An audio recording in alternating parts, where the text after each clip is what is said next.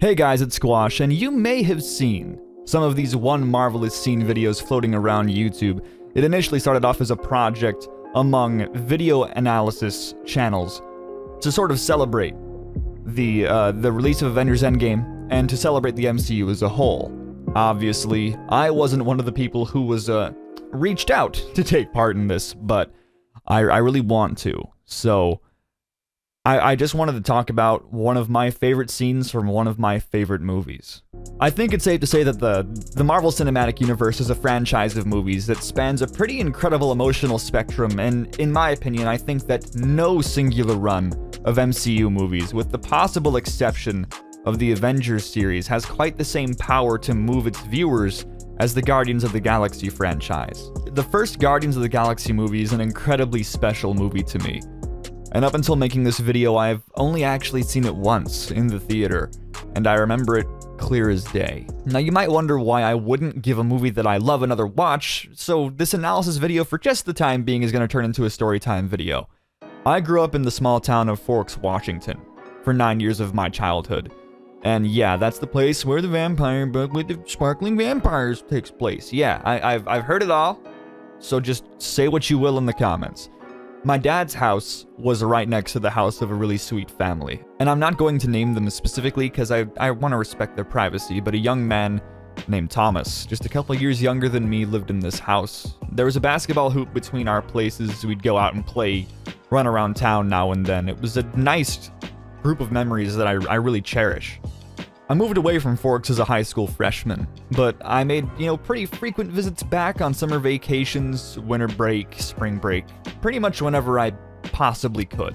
The original Guardians of the Galaxy released August 1st of 2014, which was during one of my visits, and a whole car of us, including Thomas and myself, we drove out to the nearest theater, which was in Port Angeles, about an hour and a half away, to see the movie together.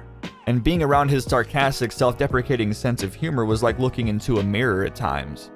And with this movie's sense of humor, it's very much the same. I know he loved this movie, because I loved this movie, and he and I were very, very similar people. It pains me to say that it was the last memory I ever got to share with him. I'm gonna avoid going into any details, but he passed away at the age of 16, and the last bonding experience that we shared was while watching this movie, so it means a lot to me. So that's why the movie is special to me, and I want to go ahead and talk about how this movie was so effective, at least compared to its competition. I'd like to make one thing clear. I've always been a fan of Marvel and DC properties, but I wasn't so much a fan of the comics themselves until later on. I never lived in a town up until the age of like 19 that had a comic book shop, so I didn't have access to that medium of entertainment, but my whole family loved the cartoons. We loved the movies. We loved any way we could access these characters. When Guardians of the Galaxy came out, due to this limitation, I had really never heard of them.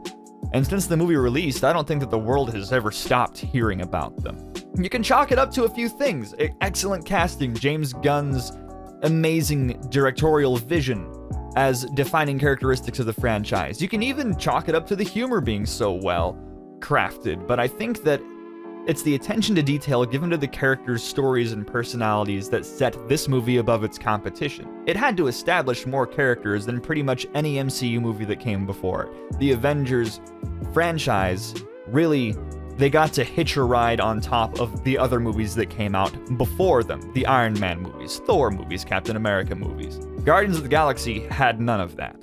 But it understands one thing, and that's that no matter what planet a character is from, when you grind anybody down to their core, you find one defining characteristic, and that is humanity. And what is a defining characteristic of that conscious human existence? Pain. And I think that no scene in the entire MCU characterizes pain better than Earth 1988.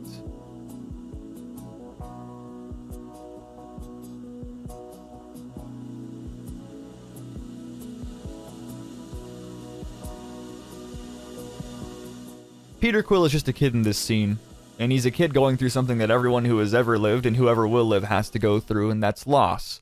And really, a child doesn't know how to stomach these complex emotions, I could tell you that from experience, and as such, Peter can barely talk to his bedridden mother. Can't even grab her hand because he doesn't really know how to process what he's going through. And we, the audience, know that this isn't born from any kind of insensitivity. This is pain, it's confusion. So when she does die, and Peter reacts with an emotional breakdown, I get it. I get the confusion.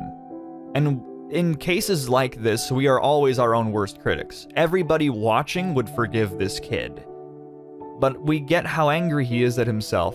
We get his anger at the world, and we understand those cries of desperation, because I think everybody wishes every now and again that they could turn back the clock.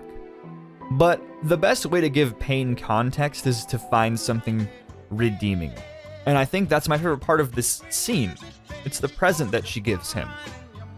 Guardians of the Galaxy is noted for having one of the best soundtracks, not just of the MCU, but of movies in general. I can't think of any movie in my lifetime, I was born in '97, so it's not that long, that has a soundtrack as good at this that isn't like an original score. However, it's the detail that these songs are on the tape that Star-Lord's mother gives him. That's the beauty and the pain. That's the cherry on top for this scene. His mother's gone, and he definitely regrets his actions toward her at the end. But she left him a piece of herself. He's packed that cassette with him for the vast majority of his days. And that's how we know he cherishes her. She put a part of herself on that cassette. She put her love for her son on that cassette. She's been the soundtrack to his whole life. And at the end of the day, the only gift that we can give somebody more valuable than life itself is love. Thank you guys for watching, and I'll see you next time.